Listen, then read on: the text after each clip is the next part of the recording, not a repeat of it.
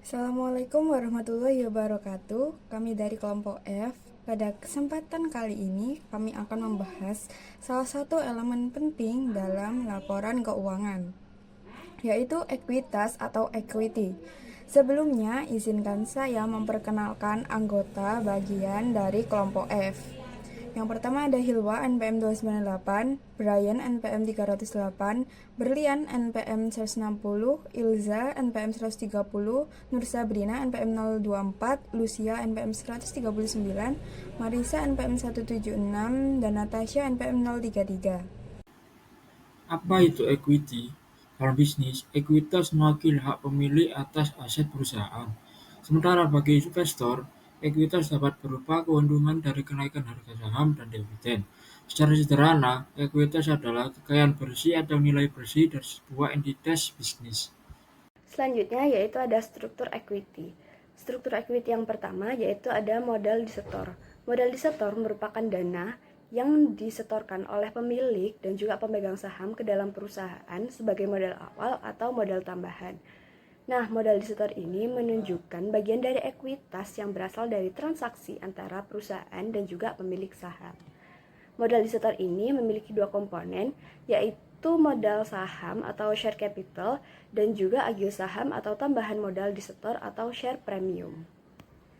Lalu, struktur equity yang kedua yaitu laba ditahan atau retained earnings. Laba ditahan ini adalah akumulasi laba bersih yang diperoleh oleh perusahaan dan tidak dibagikan sebagai dividen, melainkan disimpan untuk kepentingan operasional, investasi, ekspansi, atau cadangan perusahaan. Laba ditahan ini dapat bertambah jika perusahaan mencetak laba dan juga tidak membagikan ke dividennya. Lalu laba ditahan juga dapat berkurang jika perusahaan ini mengalami kerugian dan dibagikan ke pemegang saham. Lalu struktur equity yang ketiga yaitu akun lain yang berkaitan dengan ekuitas. Nah, contohnya itu seperti surplus tambahan, cadangan, atau komponen pendapatan komprehensif lainnya. Selanjutnya saya akan menjelaskan mengenai bentuk korporasi dan penerbitan saham. Dari tiga bentuk utama organisasi, bisnis perusahaan perseorangan, persekutuan, dan korporasi, bentuk yang paling mendominasi adalah korporasi. Meskipun bentuk korporasi memiliki sejumlah kelebihan dan juga kekurangan, manfaat utamanya adalah kemudahan dalam menarik dan mengakumulasi modal dalam jumlah yang besar. Selanjutnya adalah karakteristik perusahaan yang mempengaruhi akuntansi. Yang pertama ada pengaruh hukum perusahaan. Seseorang yang ingin mendirikan perusahaan itu pada umumnya harus menyerahkan akta pendirian perusahaan kepada instansi pemerintah yang berwenang di negara tempat tersebut. Setelah memenuhi persyaratan, instansi pemerintah tersebut akan menerbitkan piagam perusahaan yang mengakui perusahaan tersebut sebagai badan hukum. Lalu yang kedua, penggunaan sistem berbagi. Ekuitas dalam suatu perusahaan umumnya terdiri dari jumlah besar unit atau saham. Dalam kelas saham tertentu, setiap saham sama persis dengan setiap saham lainnya. Jumlah saham yang dimiliki menentukan kepemilikan masing-masing pemilik. Lalu yang ketiga, pengembangan berbagai kepentingan pemilikan.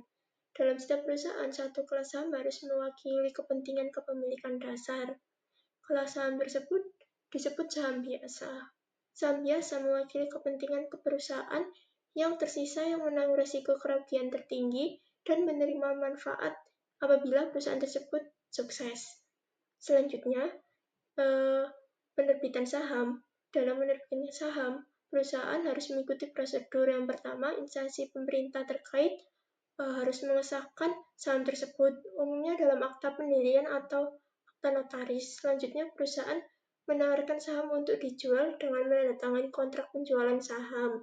Setelah menerima jumlah saham, perusahaan tersebut dapat menerbitkan saham tersebut. Sebelumnya sudah dijelaskan oleh rekan saya bagaimana bentuk korporasi dan penerbitan saham. Di sini saya akan menjelaskan dua jenis utama penerbitan saham. Yang pertama ada saham bernilai pari atau par value shares. Yang kedua ada saham tanpa nilai pari atau non-par shares. Di slide ini saya akan menjelaskan saham bernilai pari atau par value shares. Nah, saham bernilai pari atau par value shares ini biasa disebut saham yang bernilai atau bisa ditentukan jumlahnya.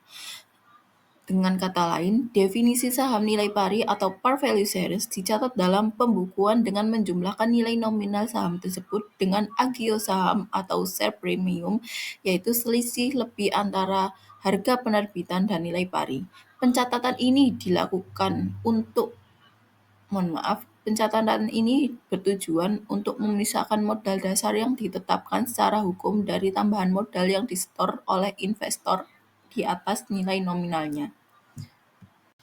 Di slide ini saya akan berkesempatan menjelaskan saham tanpa nilai pari atau non-par shares. Saham tanpa nilai pari non-par shares dicatat menggunakan nilai yang ditetapkan Dewan Direksi, state value, atau jumlah penuh dari investor jika tidak ada penetapan. Pendekatan fleksibel ini memungkinkan perusahaan menghindari keterikatan pada nilai nominal.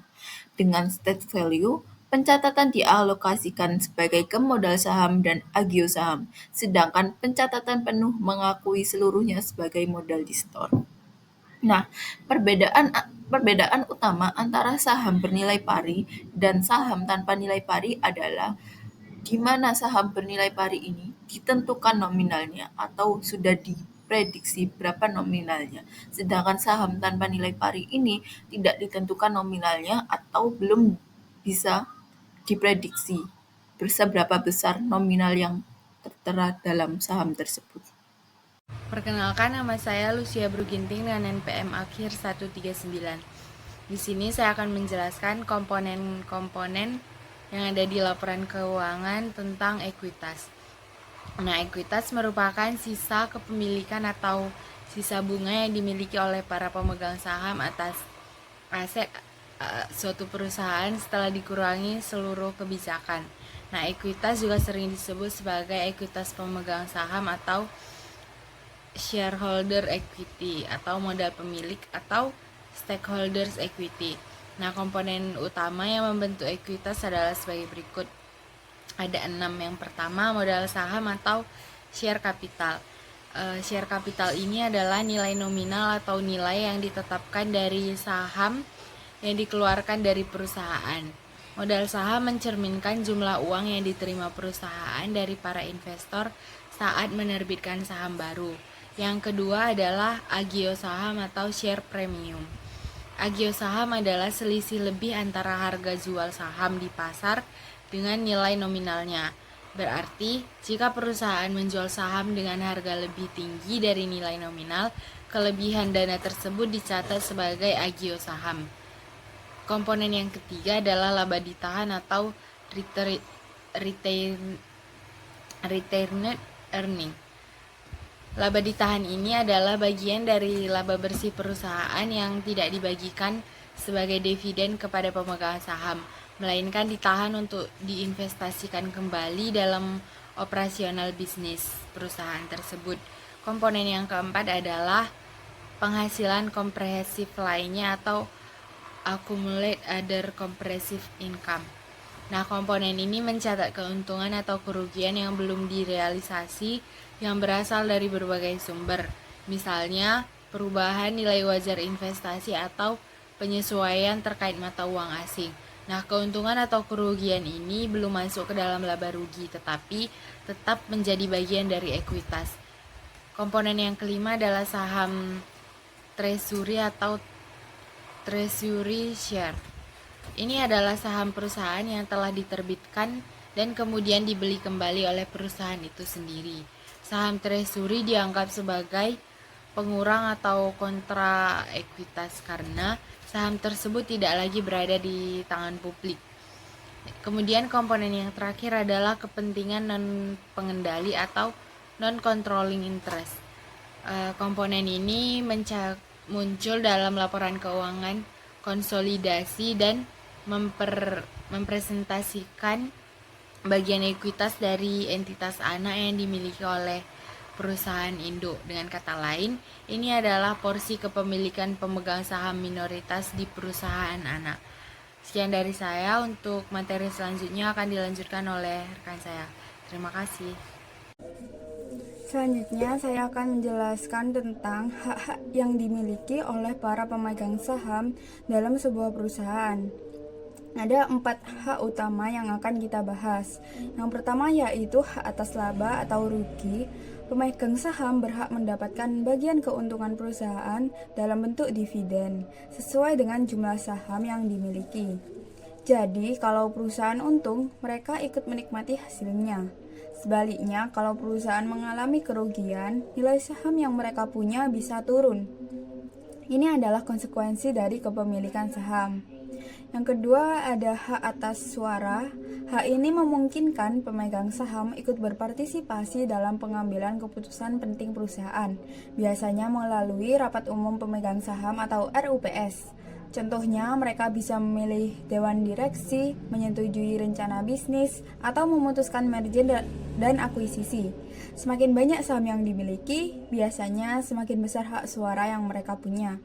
Yang ketiga, ada hak atas aset saat likuiditas. Kalau suatu saat perusahaan dibubarkan atau dilikuidasi, pemegang saham punya hak atas sisa aset perusahaan. Tapi perlu dicatat bahwa mereka menerima bagian ini setelah semua kewajiban perusahaan seperti hutang kepada kreditur diselesaikan terlebih dahulu.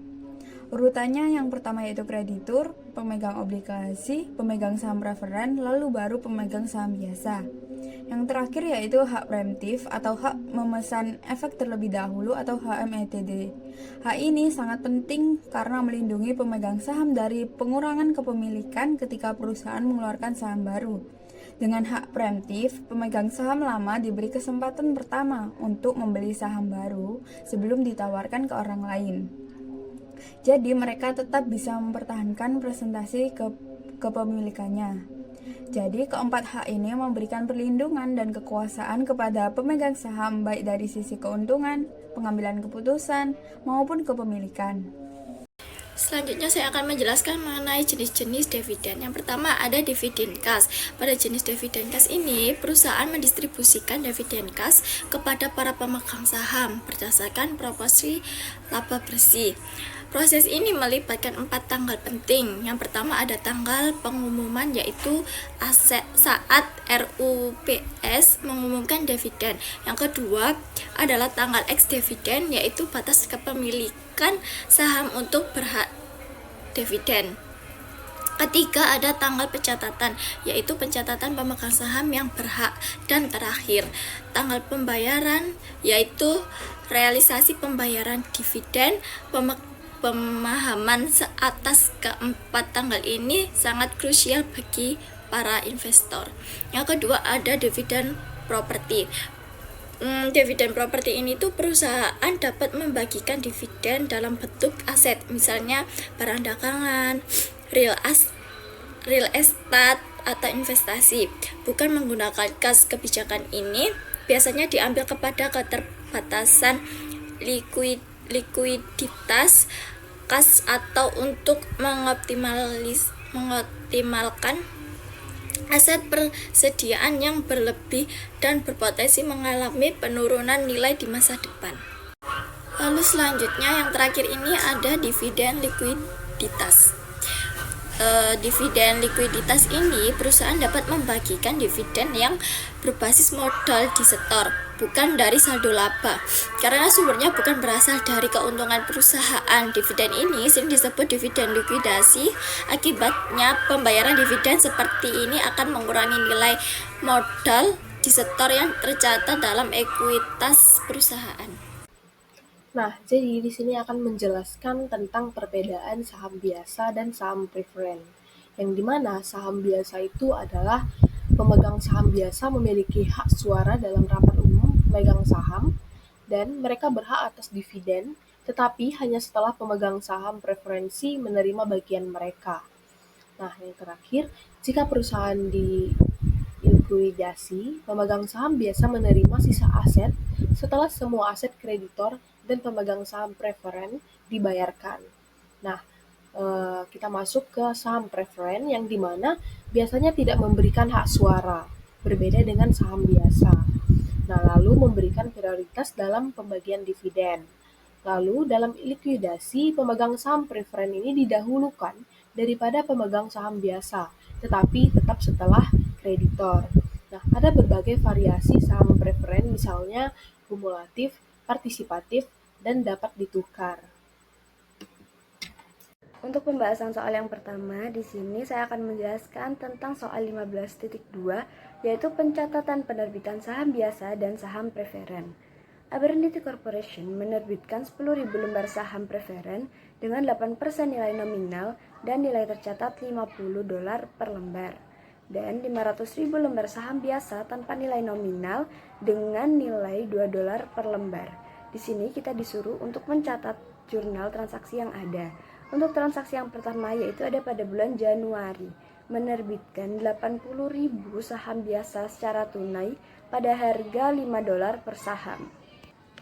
Karena dia secara tunai, maka tentu saja kas akan bertambah sebesar 400.000 yang didapatkan dari 80.000 dikalikan dengan $5. Lalu pada sisi kredit itu ada share capital ordinary sebesar 160.000 yang didapatkan dari 80.000 dikalikan dengan $2, yaitu nilai tercatat saham biasa.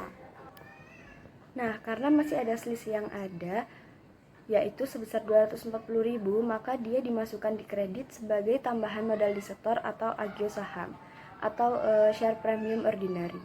Lalu transaksi yang kedua yaitu ada pada bulan Maret. Untuk caranya itu sama seperti bulan Januari, hanya dia berbeda pada sahamnya. Untuk Januari tadi itu kan saham biasa, lalu untuk di bulan Maret ini yaitu ada saham preferen. Menerbitkan 5.000 saham preferen secara tunai pada harga $108 per. Maka jurnalnya yaitu cash akan bertambah sebesar 540.000 dan juga di sisi kredit akan ada share capital preference yaitu sebesar 250.000 didapatkan dari 5.000 dikalikan dengan $50 yaitu nilai tercatat per lembar saham preferen, dan juga ada tambahan modal disetor sebesar 290.000. Dan untuk transaksi yang ketiga yaitu pada bulan April menerbitkan 24.000 lembar saham biasa untuk tanah. Harga yang diminta untuk tanah tersebut itu $90.000 dengan nilai wajar tanah tersebut adalah $80.000. Jadi di sini cashnya itu akan bertambah 80.000 sesuai dengan nilai wajar tanah yang ada. Lalu di sisi kredit itu akan ada share capital ordinary sebesar 48.000 yang didapatkan dari 24.000 dikalikan dengan $2 yaitu nilai tercatat per lembar saham biasa, dan sisanya itu sebesar 32.000 akan dimasukkan ke dalam tambahan modal disetor atau share premium ordinary. Selanjutnya saya akan melanjutkan untuk jurnal di bulan Mei. Di bulan Mei, perusahaan menerbitkan 80.000 saham biasa tunai seharga $7 per sahamnya. Nah, untuk menghitung jurnalnya, membuat jurnalnya, pertama, kas yang diterima $7 per saham dikali 80.000 saham, sehingga kas yang diterima itu menjadi $560. Kemudian, modal saham biasanya itu $2 atau stake value dikali 80.000 saham menjadi $160.000. Kemudian tambahan modal di store itu $560 dikurang dengan $160.000 sehingga hasilnya $400. Sehingga jurnal yang didapat adalah di sebelah debit, kas di debit sebesar $560. Kemudian modal saham biasa atau common stock itu dikredit $160. Kemudian tambahan modal di setor dalam bentuk saham biasa atau paid in capital in excess of state value common stock itu $400.000. Kemudian untuk jurnal di bulan Agustus itu perusahaan menerbitkan 10.000 saham biasa kepada pengacara sebagai pembayaran tagihan jasa sebanyak $50.000. Nah, perhitungannya itu biaya jasa hukum sebesar $50.000.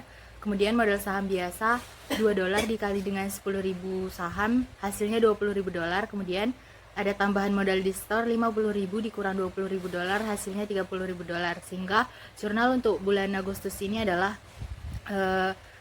beban jasa hukum di debit atau legal expense di debit $50.000. Kemudian modal saham biasa atau common stock itu dikredit $20.000, kemudian tambahan modal di store saham biasa atau paid in capital in excess of statement value common stock itu dikredit $30.000. Kemudian untuk bulan September perusahaan menerbitkan 10.000 saham biasa tunai seharga $9 per saham. Nah, perhitungannya itu uang tunai yang diterima $9 per saham dikali 10.000 saham, hasilnya $90.000. Kemudian modal saham biasa $2, $2 itu state value dikali dengan 10.000 saham, hasilnya $20.000. Kemudian tambahan modal di store 90.000 dikurang $20.000, hasilnya $70.000. Sehingga jurnal untuk bulan September ini adalah uang tunai di debit kas di debit $90.000, kemudian common stock di kredit $20.000, kemudian paid in capital in excess of state value common stock itu di kredit $70.000. Kemudian di bulan November perusahaan menerbitkan 1.000 saham preferen tunai seharga $112 per sahamnya. Kemudian perhitungannya untuk uang tunai yang diterima $112 per saham dikali 1.000 sehingga hasilnya $112.000. Kemudian modal saham preferen $50 dikali 1.000 saham, hasilnya $50.000. Kemudian tambahan modal di store $112.000 dikurang $50.000, $62.000. Sehingga jurnal yang didapat di bulan November ini adalah kas di debit sebesar $112.000, kemudian preferred stock di kredit sebesar $50.000, kemudian paid in capital in excess of par preferred stock di kredit sebesar $62.000. Nah, sekian penjelasan saya. Untuk soal selanjutnya akan dilanjutkan oleh teman saya. Terima kasih. Saya akan menjawab latihan soal P15.2. Jadi pada tanggal 1 Februari ini perusahaan membeli kembali 2.000 saham treasury dengan harga €19 per lembarnya. Jurnalnya adalah mendebit treasury shares sebesar €38.000 dan mengkreditkan kas dengan jumlah yang sama. Lalu yang kedua, pada tanggal 1 Maret ini 800 saham treasury dijual kembali dengan harga €17 per lembarnya. Karena harga jual lebih rendah dari harga beli, selisihnya sebesar €1.600 dibebankan ke retained earnings. Selanjutnya pada tanggal 18 Maret ini 500 saham treasury dijual kembali dengan harga €14 per lembar. Selisih rugi sebesar €2.500 juga diambil dari retained earnings. Lalu yang terakhir ini pada tanggal 22 April 600 saham treasury dijual kembali dengan harga €20 per lembar. Karena harga jual ini lebih tinggi dari harga beli, ada selisih €600.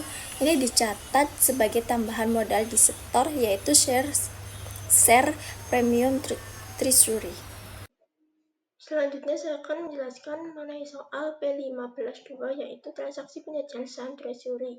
Clemson SE memiliki ekuitas per 1 Januari 2022, modal saham biasa, nilai nominalnya €5, 20.000 saham yang diterbitkan €100.000, saham premium biasanya €300.000, laba ditahannya €320.000, maka total ekuitas adalah €720.000. Lalu selama tahun 2022 itu terjadi transaksi pada tanggal 1 Februari, Clemson kembali membeli 2.000 saham treasury dengan harga €19 per saham. Lalu tanggal 1 Maret 800 lembar saham treasury yang dibeli kembali diterbitkan kembali pada harga €17 per lembar saham. Pada tanggal 18 Maret 500 lembar saham treasury dibeli kembali dan diterbitkan kembali dengan harga €14 per lembar saham. Lalu pada tanggal 22 April 600 lembar saham treasury yang dibeli kembali di atas diterbitkan kembali dengan harga €20 per lembar saham. Nah, di sini saya akan menjawab mengenai poin B, yaitu siapkan bagian ekuitas dalam laporan posisi keuangan per 30 April 2022 dengan laba bersih itu untuk 4 bulan pertama tahun 2022 sebesar €130. Maka laporan posisi keuangannya adalah modal saham biasa nilai 5 euro, 20.000 saham diterbitkan, 19.900 saham beredar sebesar 100.000, saham premium saham biasa 300.000, saham premium saham treasury sebesar 600, laba ditahannya adalah 445.900, maka total seluruhnya adalah 846.500. Lalu dikurangi saham treasury sebesar 20.000 dikurangi 100 saham itu hasilnya adalah 1.900, maka total ekuitasnya adalah 844.600. Nah, laba ditahan pada saldo awal yaitu 320.000, lalu terjadi penerbitan kembali 1 Maret yaitu 2 dikali 800 yaitu hasilnya 1.600. Lalu penerbitan kembali pada tanggal 18 Maret yaitu 5 dikali 500, maka hasilnya adalah 2.500. Maka untuk pendapatan bersih 4 bulan pertama yaitu 130.000, maka laba ditahan saldo akhirnya adalah 445.900. Lalu saham treasury pada saldo awalnya adalah 0, lalu pembelian 1 Februari yaitu sebesar 2.000 saham. Nah, itu 19 dikali 2.000, maka hasilnya adalah 38.000.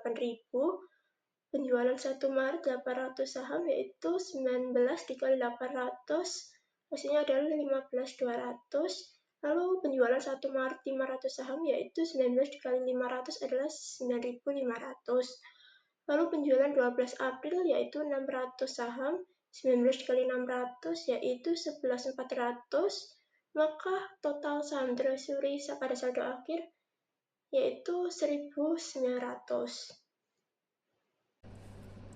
Selanjutnya di sini ada soal 15.4 dengan informasi bahwa anggaran dasar mengizinkan penerbitan saham sebanyak 100.000 saham biasa dengan nilai nominal 10 euro dan 50.000 saham preference dengan nilai nominal 50 euro. Transaksi berikut melibatkan penerbitan saham telah diselesaikan. Setiap transaksi bersifat independen satu sama lain, sehingga dapat diketahui bahwa saham biasa diterbitkan sebanyak 100.000 lembar dengan nominal saham biasa senilai 10 euro per lembar. Dan penerbitan saham preference sebanyak 50.000 lembar dengan nilai nominal saham preference senilai 50 euro per lembar. Lalu ada pertanyaan pertama, yaitu diterbitkan obligasi sebesar 10.000 euro dengan bunga 9% pada nilai pari dan diberikan sebagai bonus 1 saham preferen. Sehingga dapat diketahui cash yang diterima 10.000 euro, nilai wajar saham preferen 106 euro atau bisa dikatakan harga pasar saham preferen saat itu, dan nilai saham preferen 50 euro per lembar.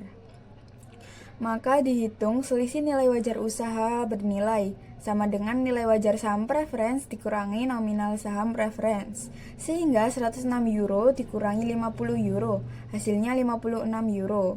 Jadi selisih nilai wajar par adalah 56 euro. Dengan jurnal pada debit cash 10.000 euro karena kas masuk dari penjualan saham atau obligasi, pada bonds payable sebesar 10.000 euro untuk mencatat kewajiban sebesar nilai nominal. Lalu debit diskon on bonds payable sebesar 106 euro untuk mencatat biaya tersembunyi karena dijual dengan bonus. Pada preference share capital sebesar 50 euro untuk mencatat modal saham preference sesuai dengan nilai nominal, dan pada additional paid in capital preference share sebesar 56 euro untuk mencatat selisih antara harga pasar dan nilai nominal saham preference. Di sini saya akan menjelaskan soal 15.4 transaksi 2, yaitu perusahaan menerbitkan 500 saham biasa dengan nominalnya 10 euro untuk memperoleh mesin. Sedangkan aset mesin dicatat sebagai nilai wajar saham yang diterbitkan dengan harga pasarnya 16 euro per saham. Jadi, teman-teman kita bisa lihat penerbitan saham biasa sama dengan 500 lembar, kemudian harga terkini pasarnya 16 euro per lembar, nominal saham biasanya 10 euro per lembar, nilai wajar saham kita bisa hitung dengan saham biasa dikali harga terkini pasar per lembar sama dengan 500 lembar dikali 16 euro sama dengan 8.000 euro. Nah, nilai per saham yang diterbitkan kita bisa hitung dengan penerbitan saham biasa dikali nominal saham biasa, yaitu 500 lembar dikali 10 euro, yaitu 5.000 euro. Nah, kita harus mencari selisihnya. Selisih ini sama dengan additional paid in capital ordinary shares ya, teman-teman. Jadi, rumusnya nilai wajar saham dikurangi nilai par saham yang diterbitkan, yaitu 8.000 euro dikurangi 5.000 euro sama dengan 3.000 euro. Nah, kita bisa masukkan bahwa ordinary share capital masuk ke dalam debit karena penambahan kas, kemudian additional paid in capital atau ordinary shares itu, mohon maaf, ternyata ada kesalahan. Yang masuk ke debit adalah mercenary sebesar 8.000 euro, sedangkan ordinary share capital sebesar 5.000 euro masuk ke kredit, kemudian additional paid in capital ordinary shares masuk ke kredit sebesar 3.000 euro. Terima kasih. Soal 15.4, soal nomor 3. Diketahui saham biasa sebanyak 375 lembar, saham preferen 100 lembar, jumlah lamsam 10.800 euro, harga saham biasa 14 euro per lembar, harga saham preferen 65 euro per lembar, nominal saham biasa 10 euro per lembar, nominal saham preferen 50 euro per lembar. Maka nilai pasar saham biasa sama dengan saham biasa dikali harga saham biasa sama dengan 375 lembar dikali 14 euro sama dengan 5.250 euro.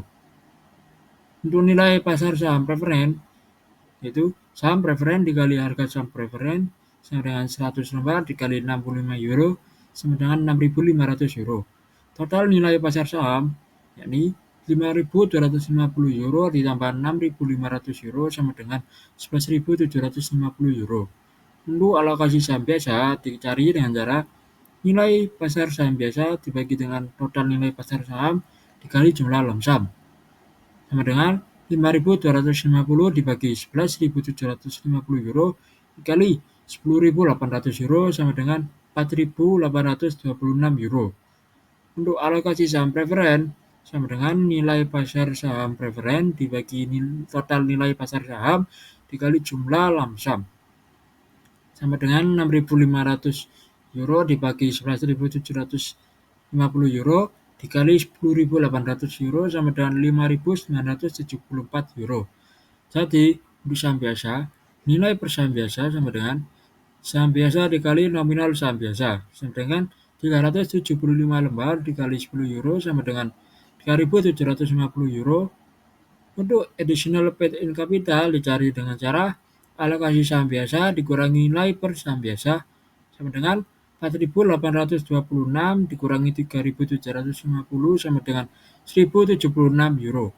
Untuk saham preferen, nilai per saham preferen sama dengan saham preferen dikali nominal saham preferen, yakni 100 lembar dikali 50 euro sama dengan 5.000. Untuk additional paid in capitalnya dicari dengan cara alokasi saham preferen dikurangi nilai per saham preferen sama dengan 5.974 euro dikurangi 5.000 euro sama dengan 974 euro.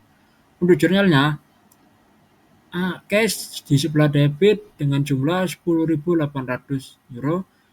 Untuk kreditnya diisi dengan akun ordinary share capital sebesar 3.750 dan additional paid in capital ordinary share 1.076, preferen share capital sebesar 5.000 euro dan untuk additional paid in capitalnya sebesar 974 euro.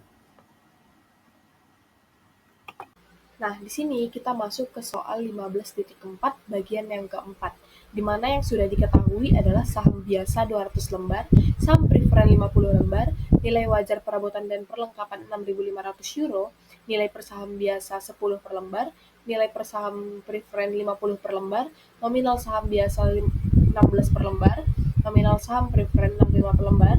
Nah, maka nilai wajar saham biasanya yaitu saham biasa dikalikan harga saham biasa dengan total 3.200 euro, begitu juga dengan nilai wajar saham preferen 3.250 euro, dan total nilai wajar saham 3.200 ditambah 3.250 sama dengan 6.450 euro. Alokasi saham biasa di sini 3.200 dibagikan dengan total nilai wajar saham dikalikan dengan 6.500 dihasilkan 3.225 euro. Lalu alokasi saham preferen 3.250 dibagikan 6.450 dikalikan 6.500 itu sama dengan 3.275 euro. Nah, untuk selanjutnya nilai par dan additional paid in capital. Nilai par saham biasa itu 200 lembar dikalikan 10 euro sama dengan 2.000 euro. Nah, additional paid in capital saham biasanya 3.225 euro dikurang 2.000 euro sama dengan 1.225 euro. Nah, untuk nilai per saham preferen 50 lembar dikalikan 50 euro sama dengan 2.500. Untuk additional paid capital saham preferennya 3.275 dikurang 2.500 sama dengan 775 euro.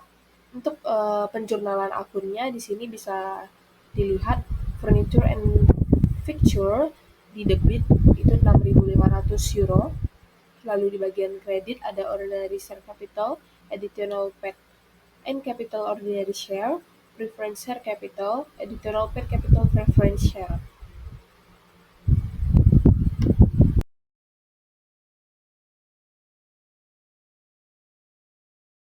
Sekian presentasi dari kami kelompok F terkait materi equity. Mohon maaf apabila ada kesalahan. Wassalamualaikum warahmatullahi wabarakatuh. Terima kasih.